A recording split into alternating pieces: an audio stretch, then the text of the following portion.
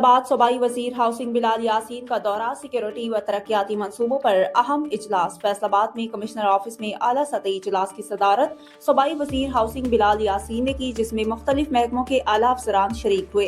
इजलास में foreign funded projects की सिक्योरिटी और रमजान बाजारों के इंतजामात का तफसीली जायजा लिया गया।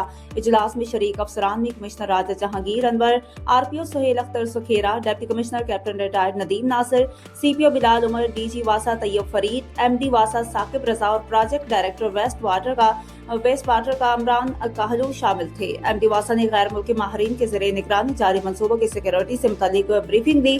बिलाल यासीन ने हिदायत की कि गैर मुल्की माहरीन की सिक्योरिटी पर कोई समझौता नहीं किया जाएगा। तामीराती साइट्स पर